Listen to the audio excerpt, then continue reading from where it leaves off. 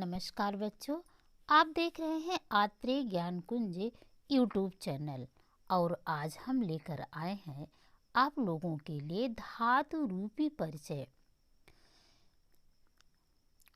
Video शुरू करने से पहले यदि आप चैनल पर नए हैं तो सब्सक्राइब करना ना भूलिए, जिससे आने वाली सभी वीडियो आप तक आसानी से पहुंच जाए। तो आइए हम धातु रूपों को देखते हैं और धातु रूप के बारे में जानते हैं। वैसे तो संस्कृत व्याकरण में धातुओं के बहुत सारे प्रकार हैं, लगभग 2000 धातुएं हैं और इनको याद करना भी बहुत मुश्किल का काम है। लेकिन आज हम आपको कुछ ट्रिक के द्वारा इसे और अधिक आसान बनाने की कोशिश करते हैं। तो धातुओं को शुरू करने से पहले हम जानते हैं कि ये धातु है क्या। धातु किसे कहते हैं? धातु उसे कहते हैं, यानी क्रिया के मूल रूप को ही धातु कहते हैं। जो व्याकरण की दृष्टि से धातु शब्द का अर्थ है शब्द योनि, अर्थात जिससे शब्दों की उत्पत्ति हो, जिससे शब्द बने, उसी को धातु कहते हैं। और इन्हीं धातुओं में प्रत्यय विशेष जोड़ करके संस्कृत भाषा के शब्द बनाते हैं। धातुओं को क्रिया भी कहते हैं। जिस शब्द से किसी काम का होना या करना पाया जाता है उसे क्रिया कहते हैं। जैसे हो गया हमारा पठति, लिखति, हसति, गच्छति, भवति आदि, ये सब क्रिया के रूप हैं।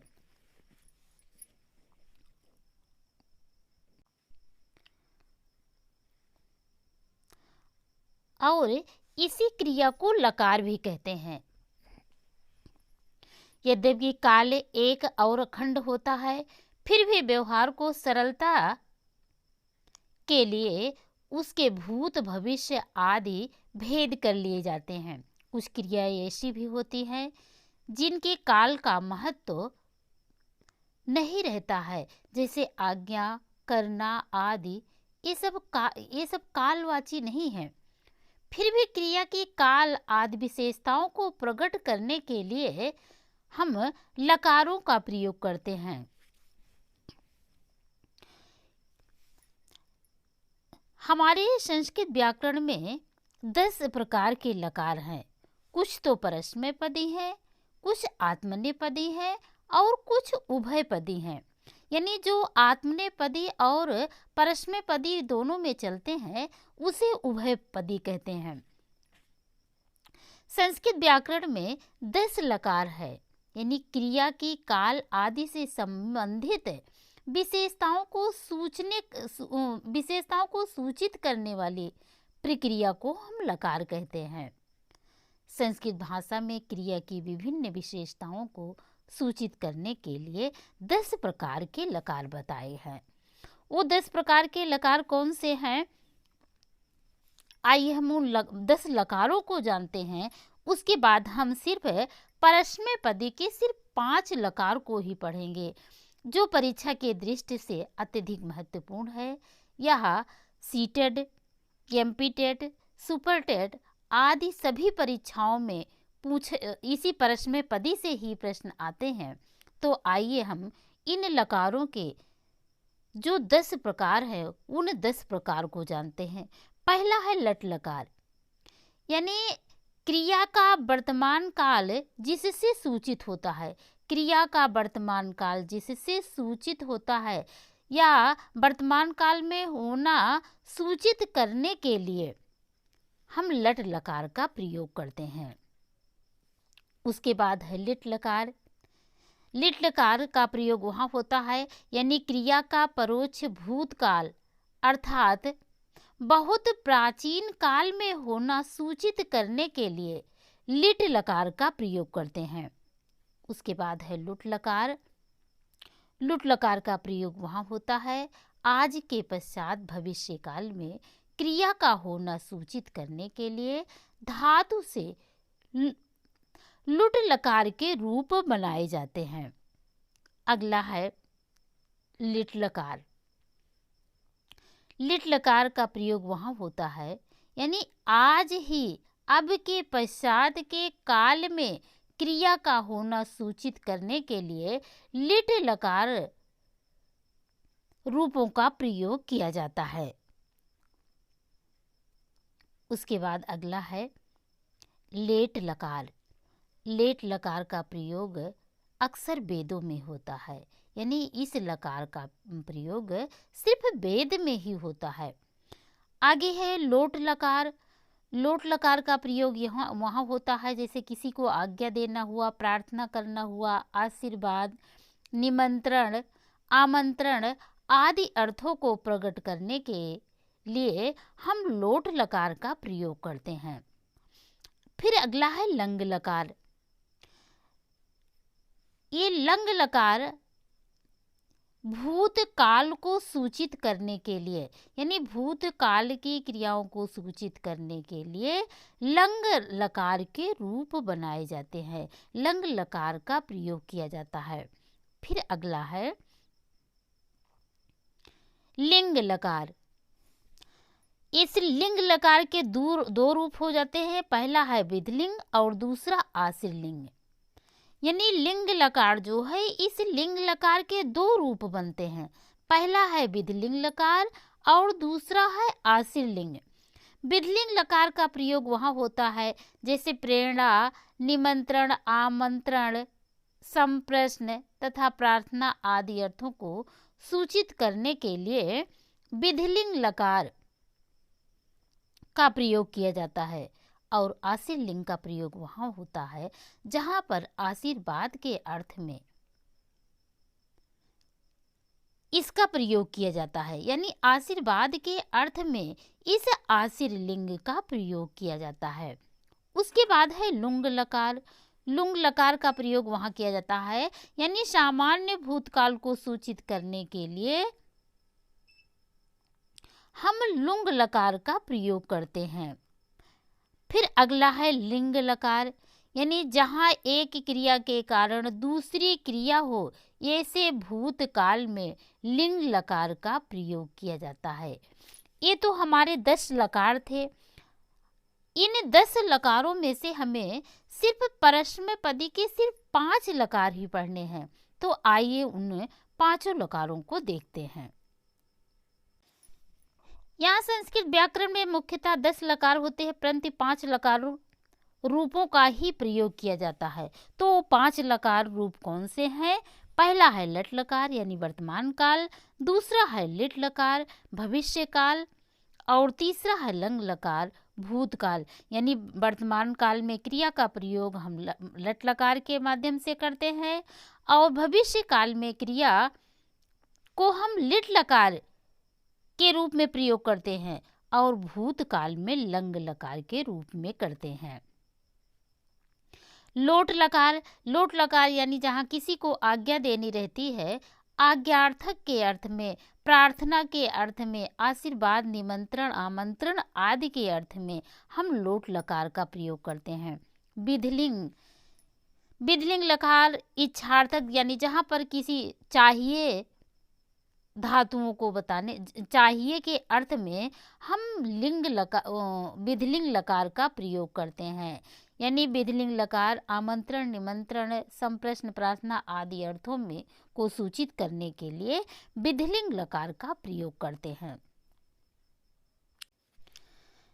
लट लकार को हम जानते हैं कि लट लकार से रूप कैसे बनते हैं। लट लकार में है जैसे ये वर्तमान काल के लिए होता है, वर्तमान काल को सूचित करने के लिए लट लकार का प्रयोग किया जाता है, यानी क्रिया का वर्तमान काल में होना सूचित करने के लिए हम लट लकार का प्रयोग करते हैं। तो आइए इस ट्रिक के द्वारा हम लट लकार का प्रयोग कैसे करते हैं, कैसे हम शब्दों को बनाते हैं, आइए हम इसको देखते हैं। ये क्या कहते हैं, हमारे वचन 3 होते हैं, एक वचन, द्विवचन, बहुवचन। संस्कृत में वचन 3 प्रकार के होते हैं और हिंदी में वचन 2 प्रकार के होते हैं, एक वचन होता है और बहुवचन होता है। संस्कृत में वचन 3 होते हैं, एक वचन होते हैं, द्विवचन होते हैं और बहुवचन होते हैं।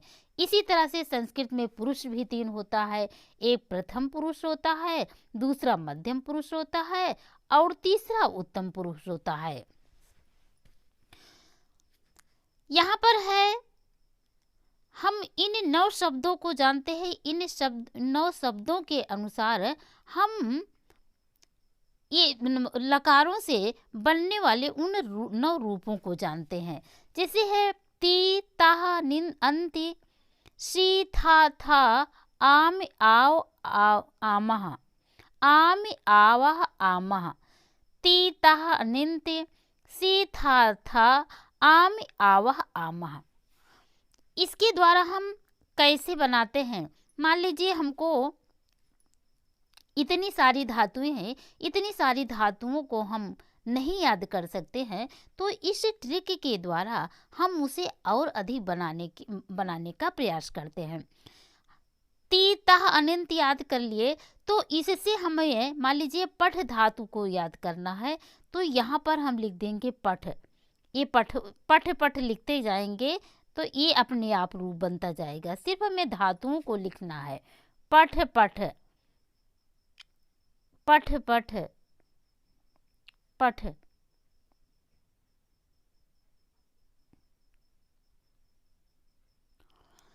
यहाँ से बना हमारा रूप पठति, पठतः, पठन्ति, पठसि, पठथा, पठत, पठामि, पठावः। उसके बाद है पठामः। इसी तरह से हमें हस धातु का बनाना है, तो पढ़ेंगे हसति, हसता, हसन्ति, हससि, हसता, हसत, हसामि, हसावा, हसामः। भू धातु का बनाना है, तो भवति, भवतः, भवन्ति। भू से हमारा भव बना और ती जो जोड़ देंगे तो भवती हो जाएगा। यानी ऊ का यहाँ पर भू से भू धातु है, ऊ का यहाँ पर हुआ हुआ है, तो हमारा भवती शब्द बनता है।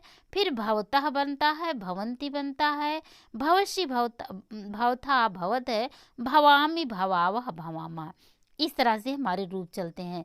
तो इस ट्रिक के द्वारा हम लट लकार में पठ धातु को देखते हैं।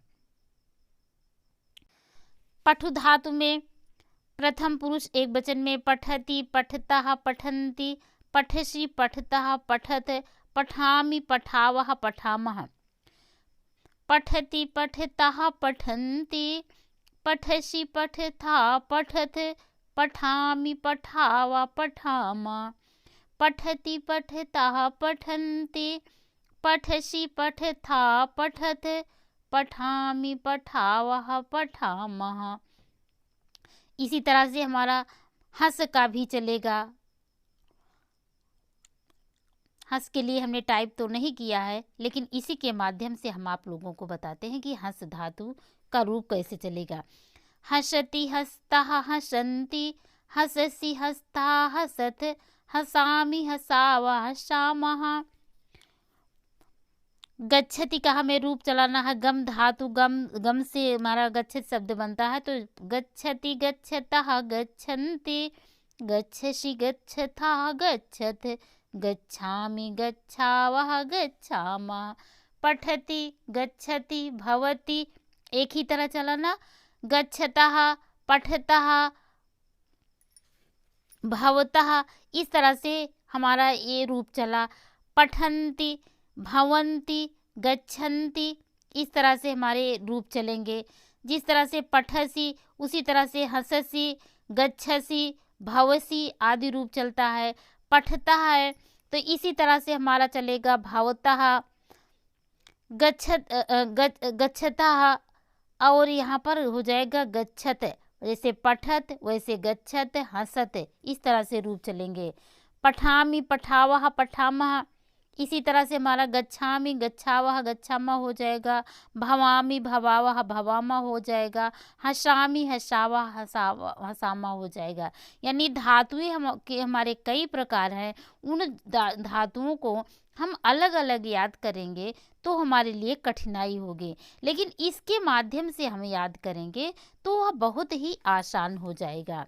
तो एक को आपने याद कर लिया, तो इसी आधार पे अन्य भी धातु, सारी धातुएं तो इसी अनुसार नहीं चलती हैं, लेकिन कुछ एक ही समान चलती हैं। तो जो एक ही समान चलती हैं, एक को याद कर लिया तो उसी आधार पर और सब भी याद हो जाएगा। आइए अगला देखते हैं हम। इसी तरह से अगर हमें लिट लकार का याद करना है तो पहले इस ट्रिक को देखते। इष्यति इष्यतः इष्यन्ति, इष्यसि इष्यथः इष्यथ, इष्यामि इष्यावः इष्यामा।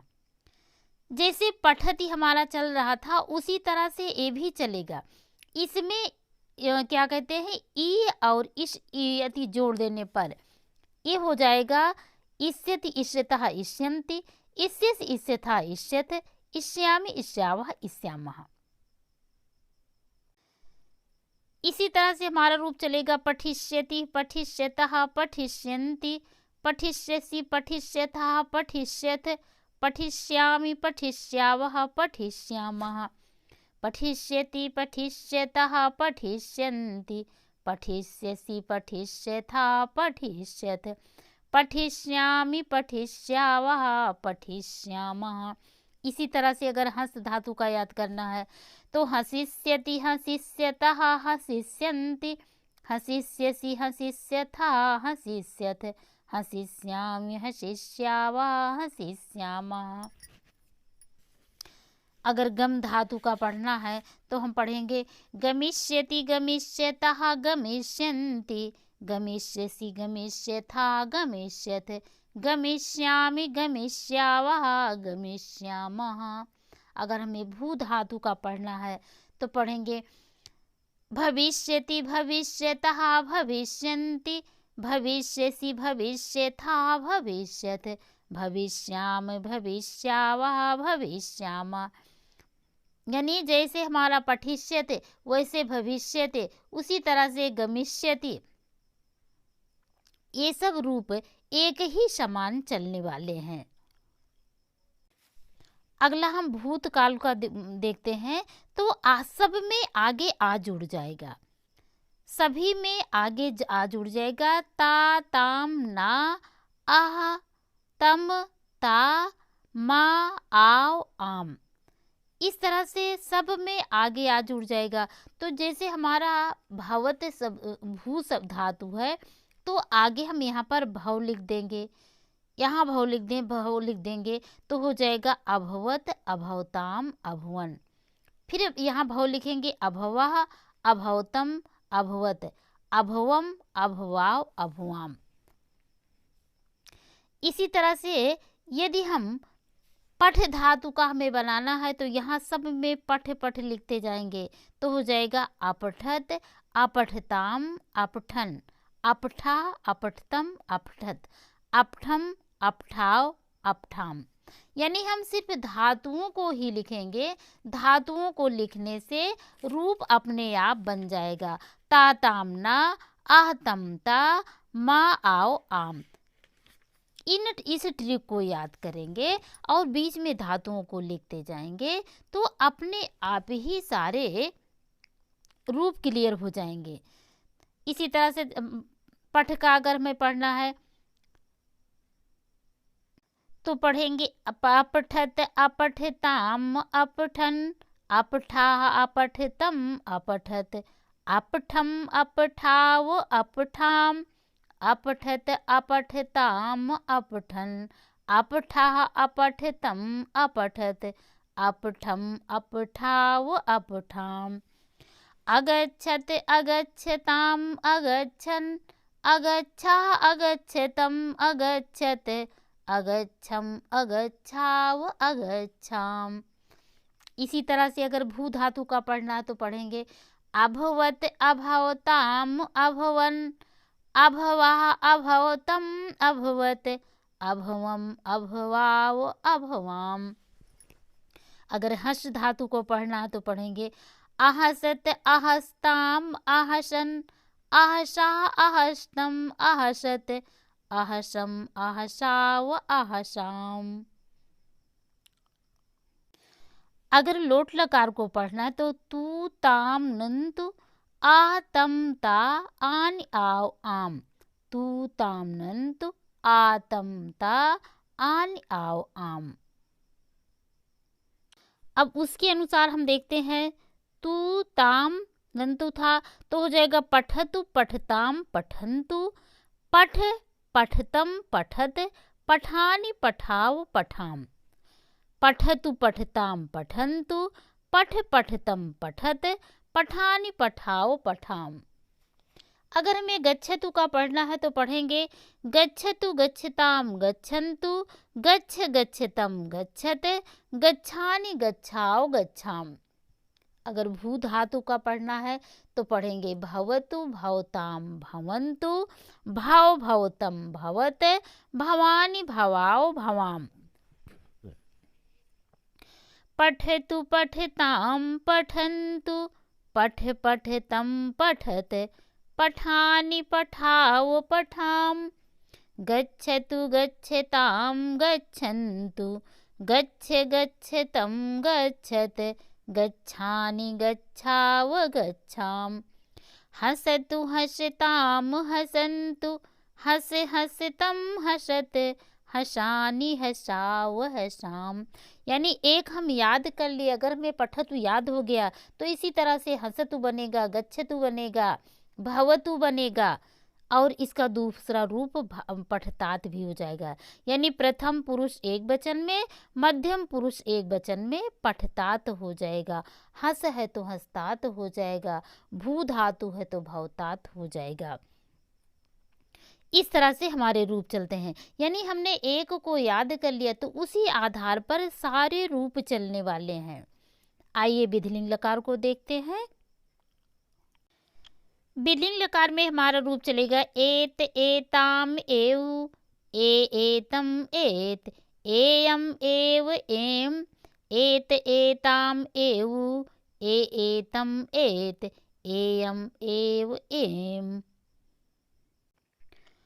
पठ धातु है और अगर एत जोड़ेंगे एत एताम एव तो हो जाएगा पठेत पठेताम पठेऊ, पठे पठेतम पठेत, पठेयम पठेव पठेम। इसी तरह से अगर हमें हस का रूप याद करना है तो पढ़ेंगे हसेत हसेताम हसेऊ, हसे हसेतम हसेत, हसेयम हसेव हसेम। अगर भू धातु का पढ़ना है तो पढ़ेंगे भवेत भवेताम भवेऊ, भवे भवेतम भवेत, भवेयम भवेव भवेम। गच्छ का पढ़ना है तो गम धातु का पढ़ना है तो पढ़ेंगे गच्छेत गच्छेताम गच्छेऊ, गच्छे गच्छेतम गच्छेत, गच्छेयम गच्छेव गच्छेम। यानी एक हमें याद हुआ तो उसी आधार पर सारे पढ़ने हैं। आइए फिर से इसका वाचन करते हैं। पठेत पठेताम पठेऊ, पठे पठेतम पठेत, पठेयम पठेव पठेम। भू धातु का पढ़ेंगे भवेत भवेताम भवेऊ, भवे भवेतम भवेत, भवेयम भवेव भवेम। गम धातु का पढ़ना है गच्छेत गच्छेताम गच्छेऊ, गच्छे गच्छेतम गच्छेत, गच्छेयम गच्छेव गच्छेम।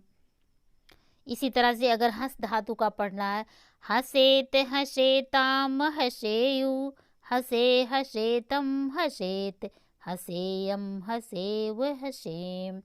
पठेत पठेताम पठेऊ, गच्छेत गच्छेताम गच्छेऊ, पठे पठेतम पठेत, गच्छे गच्छेतम गच्छेत, पठेयम पठेऊ पठेम, गच्छेयम गच्छेव गच्छेम। ये तो आप लोगों का धातु रूप था। एक धातु के साथ हमने 3-4 धातुओं को याद करवाया। पठ के साथ हंस भी, भू धातु भी और गम धातु भी याद करवाया। यानी इसी अनुसार जो इसके अनुसार धातुएं चलने वाली हैं सब इन्हीं के अनुसार चलेंगे। कुछ धातुएं होती हैं वो अलग चलती हैं, लेकिन कुछ एक समान चलती हैं। तो जो समान चलती हैं हमने एक याद कर लिया तो उसी के माध्यम से अन्य सभी याद हो जाएगा। तो बच्चों आप सभी लोगों को ये कैसे लगा? अगर अच्छा लगा हो तो एक लाइक कर दीजिए, शेयर कर दीजिए, एक छोटा सा प्यारा सा कमेंट लिख दीजिए। तो हम फिर मिलेंगे कल किसी अन्य दूसरी धातुओं के साथ। तब तक के लिए आप सभी लोगों को नमस्कार।